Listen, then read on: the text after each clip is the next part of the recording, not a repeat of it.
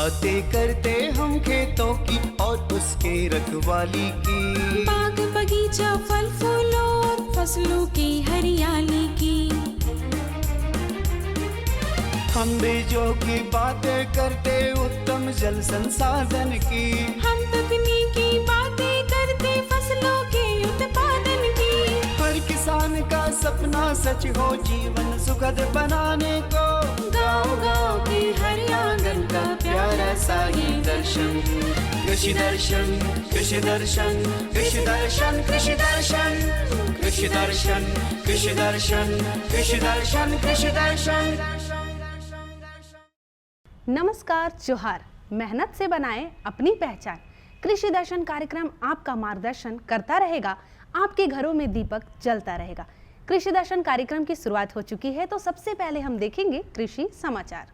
नमस्कार, कृषि समाचार में आपका स्वागत है। मैं हूं दिव्यांशु। आइए देखते हैं आज कृषि समाचार में क्या है खास। मछली पालन के विकास के लिए प्रधानमंत्री मत्स्य संपदा योजना, उद्यानिकी विकास योजना के तहत अनुदान पर कई सुविधाएं हैं उपलब्ध, और मटर के बेहतर उत्पादन के लिए लगाएं उन्नत प्रभेद काशी नंदिनी। अब समाचार विस्तार से। राज्य के कई जिलों में मछली पालन के विकास के लिए केंद्र सरकार द्वारा प्रधानमंत्री मत्स्य संपदा योजना शुरू की जा रही है। इस योजना में बीज उत्पादन हेतु नए हैचरी की स्थापना, नया रियरिंग तालाब निर्माण, मिश्रित मछली पालन, डैम में मछली अंगुलिकाओं का संचयन और केज अधिष्ठापन, रंगीन मछली ब्रीडिंग, मछली कोल्ड स्टोरेज एवं आइस प्लांट निर्माण, रेफ्रिजरेटेड वाहन, आइस बॉक्स युक्त मोटरसाइकिल, ई रिक्शा, मछली चारा प्लांट, खुदरा मछली बाजार निर्माण और नाव एवं जाल वितरण सहित कई सुविधाएं उपलब्ध हैं। इस योजना से लाभ लेने के लिए जिला मत्स्य कार्यालय में आवेदन दे सकते हैं। राज्य में उद्यानिकी खेती को बढ़ावा देने के लिए उद्यानिकी विकास योजना चलाई जा रही है।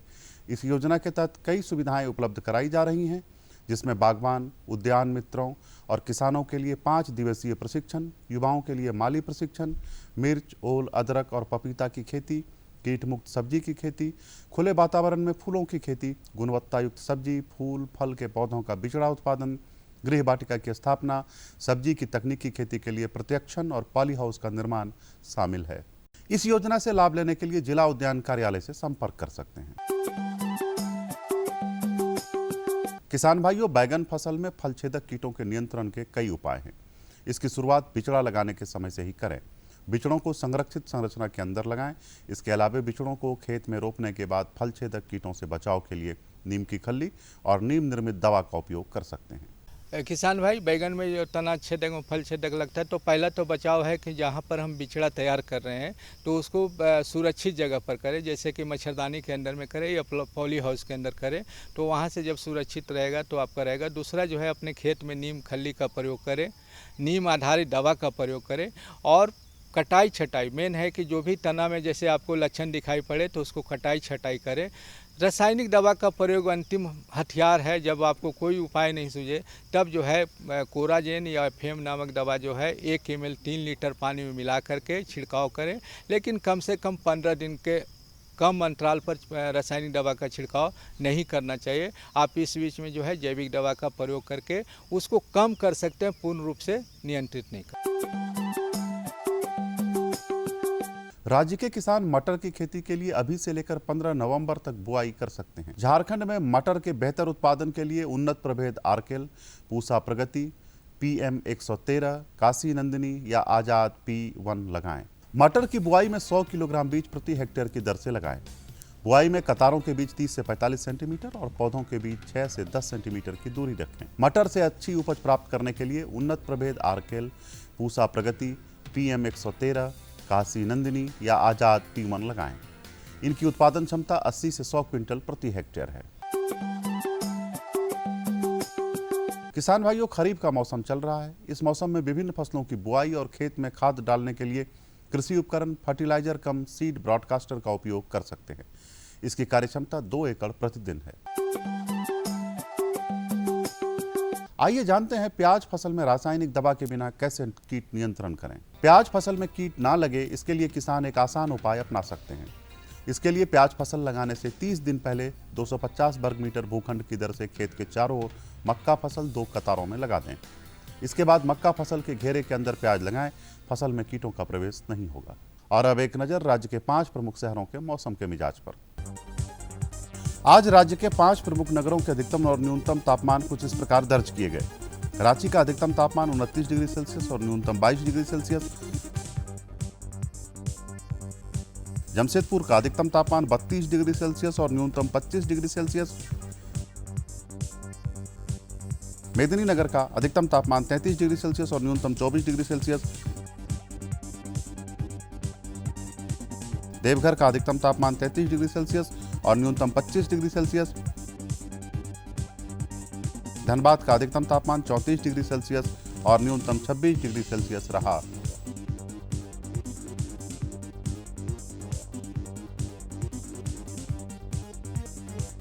कृषि समाचार में आज इतना ही। अगले दिन अगले अंक में फिर मुलाकात होगी कुछ ताजा तरीन खबरों के साथ। तब तक के लिए दीजिए इजाजत। नमस्कार, जोहार। आज हम बातें करेंगे दलहनी फसल की। जी हाँ, दलहनी फसल की खेती और उसमें महत्वपूर्ण बात है जीवाणु खाद का। तो आइए जानते हैं जीवाणु खाद से हमारे फसलों को कैसे लाभ मिलता है। उच्च गुणवत्ता युक्त प्रोटीन का मुख्य व सस्ता स्रोत होने के कारण दालों का भारतीय कृषि में खास महत्व है। झारखंड में चना, मटर, मसूर, खेसारी एवं राजमा जैसी रबी दलहनी फसलों की खेती करते हैं। किसान भाई, अब दलहनी फसल जो रबी का है, इसको चुनाव करने के लिए आपको दिमाग में रहना चाहिए कि हमें दलहनी फसल के रूप में मुख्य रूप से चना है, उसके बाद मसूर है, उसके साथ साथ हम जो है मटर और खेसारी और राजमा। तो चना का विशेष करके इसका महत्व यहाँ इस क्षेत्र में ज़्यादा से ज़्यादा लोग चना लगाते हैं और उसको चने को जो है लोग झंगड़ी के रूप में बेचते हैं। तो इसलिए आप जो है चने की खेती के लिए आपको बढ़िया ढंग से तैयारी करने के लिए खेत की अच्छी तरह से 2 बार देसी हल से जुताई कर लें, उसके बाद पाटा लगा करके उसको मिट्टी को समतल कर लें और मिट्टी थोड़ा भुरभुरी हो जाए, अच्छा रहेगा। दूसरे जगहों पर ये चना के लिए तो उतना जुताई की ज़रूरत नहीं होती है, जिसको बोलते हैं ढेले चना मैदे गेहूँ। तो आप जो है ढेलेदार खेत है तो भी कोई ज़रूरत नहीं है कि उसको ज़्यादा हम जुताई करें, लेकिन हमारे खेत जो है पानी निकास का प्रबंध उसमें ठीक ठाक ढंग से रहना चाहिए। और चना लगाने का आपका जो उचित समय है, इसके लिए आप जो है 15 अक्टूबर से 15 नवंबर इसका उचित समय है, इसलिए 15 अक्टूबर से 15 नवंबर के बीच में आप चना लगा लें। देसी चना की खेती के लिए KWR 108, KPG 59, Pusa 372, Pusa 256, JG 14 जैसी किस्मों की अनुशंसा करते हैं। विशेष ध्यान रखना है कि अच्छी प्रभेद चना लगाने के लिए आप बहुत मायने रखता है, इसलिए चना का अच्छी प्रभेद में जैसे पूसा 372, KWR 108 और GVG 49 और HK आपका 95-134 और काग 2 और बिरसा चना 3। ये चना जो है आप जो है बढ़िया ढंग से बाज़ार से चुनाव करके ले लें और उसको चना को लगाएं। और आपको विशेष सावधानी रखना है कि हमें बीज की मात्रा, जब देसी चना रहेगा तो वहाँ 70 किलोग्राम आपको प्रति हेक्टेयर बीज लगेगा। अगर आपका काबुली चना है तो वहाँ पर आपको लगभग 80 से 85 किलोग्राम, क्योंकि साइज़ दाने की बढ़ जाती है, इसलिए वहाँ 80 से 85 किलोग्राम चने की ज़रूरत पड़ती है। तो इस तरह से आप उसका चना का लगाएं।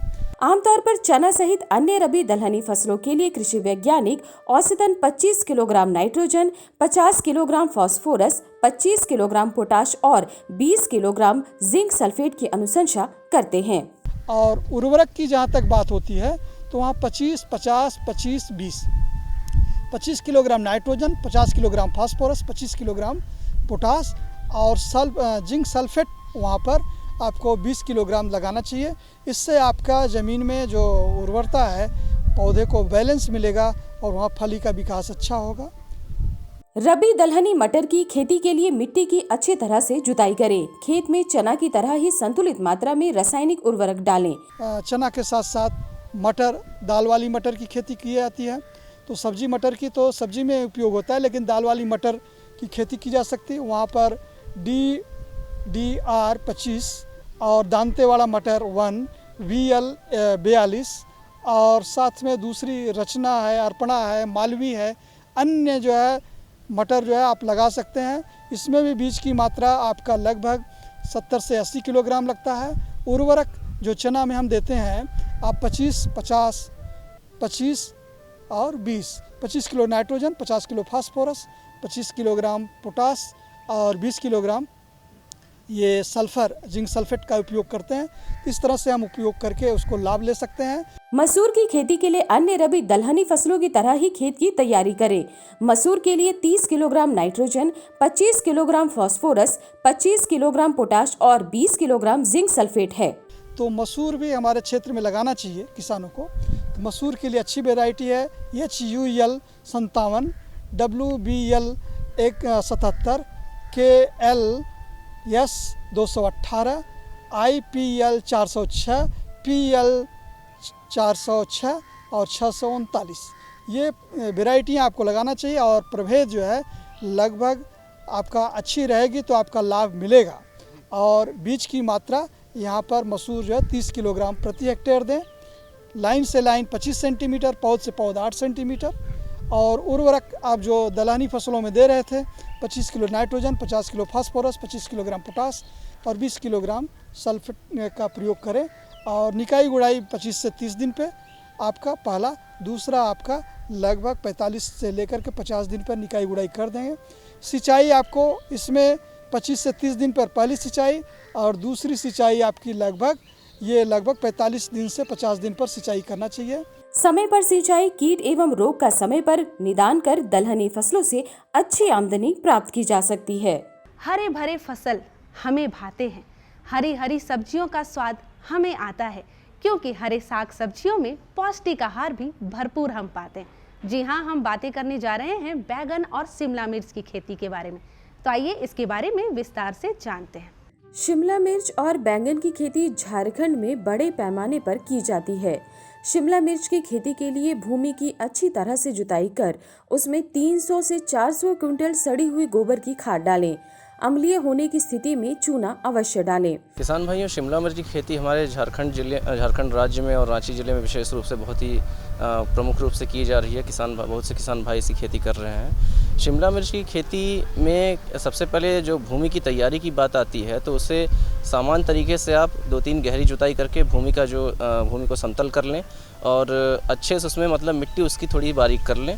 और जो अंतिम जुताई है उसके समय हमें 250 से 300 क्विंटल जो है प्रति हेक्टेयर की दर से क्षेत्रफल के हिसाब से हमें सड़ी हुई गोबर की खाद का प्रयोग करना चाहिए। इस समय किसान भाई थोड़ा सा ये ध्यान देने की आवश्यकता होती है कि अगर हमारी भूमि मान लीजिए जो एक बहुत ही सामान्य समस्या है, यहाँ पे भूमि मृदा अम्लीय है, तो उसके लिए चूने का प्रयोग अवश्य करें। शिमला की खेती के लिए नर्सरी तैयार करने की जरूरत होती है। नर्सरी प्रो ट्रे अथवा खेत के किसी हिस्से में बेड बनाकर तैयार कर सकते हैं। शिमला मिर्च की हमारी खेती होती है, उसमें पहले हम नर्सरी तैयार करते हैं और उसके बाद हम उसकी नर्सरी तैयार करने के बाद उसकी रुपाई करते हैं। तो किसान भाइयों, नर्सरी तैयार करने की हमारे पास 2 विधियाँ हैं। एक तो हम प्रो ट्रे या नर्सरी ट्रे में आती है, जिसे प्लग ट्रे भी कहते हैं, जो काले रंग की बाज़ार में उपलब्ध है। उसमें छोटे छोटे खाने बने होते हैं।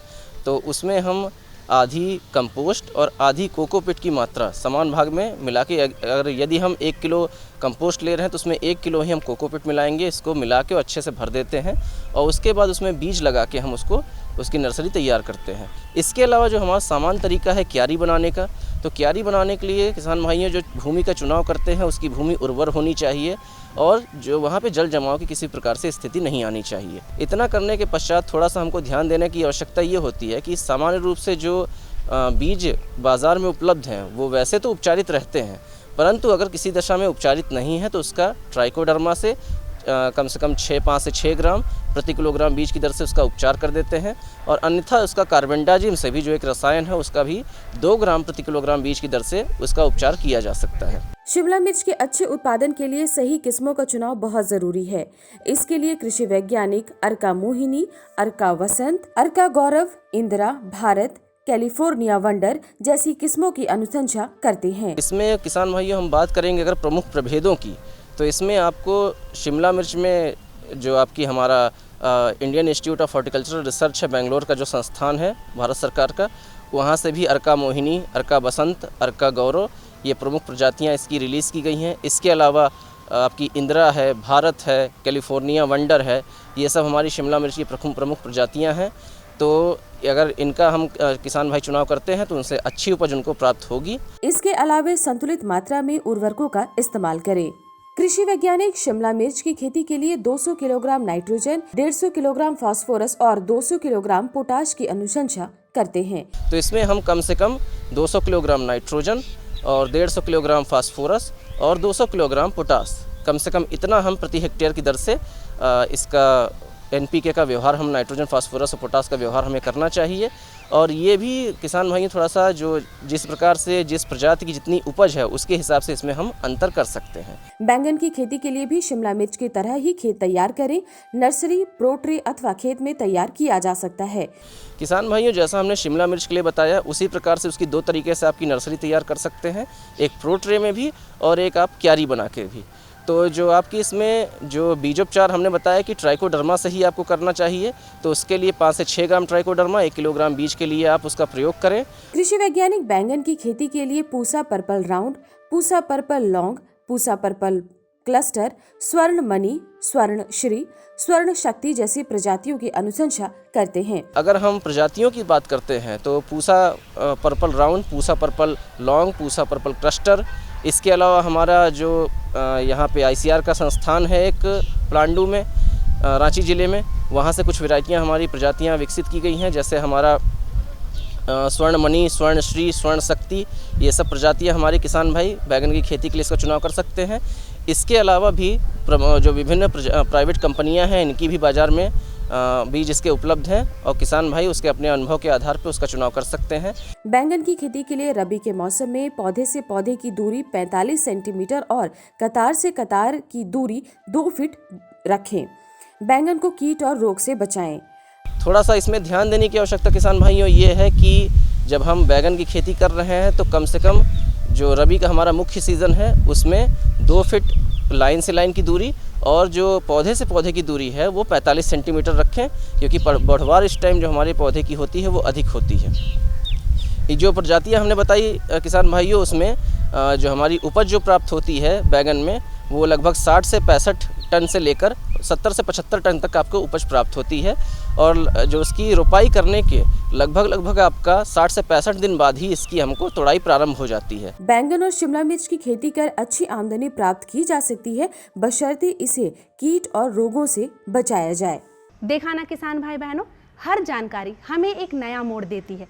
तो चलिए अब आपसे विदा लेने का समय आ गया है, लेकिन जाने से पहले मैं आपको फिर से याद दिला दूं कि आप हमारे साथ जुड़ सकते हैं फेसबुक और ट्विटर के माध्यम से। साथ ही साथ आप कृषि दर्शन के हर अंक को देख सकते हैं यूट्यूब पे। अब आप फटाफट निकालिए कॉपी कलम, क्योंकि आपको हमारा पता भी तो लिखना है। हमारा पता है कार्यक्रम कृषि दर्शन, कृषि प्रकोष्ठ द्वारा केंद्र निदेशक, दूरदर्शन केंद्र, रातू रोड, रांची, पिन संख्या 834001। अब आप मुझे और हमारी कृषि दर्शन टीम को विदा दीजिए ताकि अगले अंक में नई जानकारी के साथ आपसे बातें करें। तब तक के लिए नमस्कार, जोहार।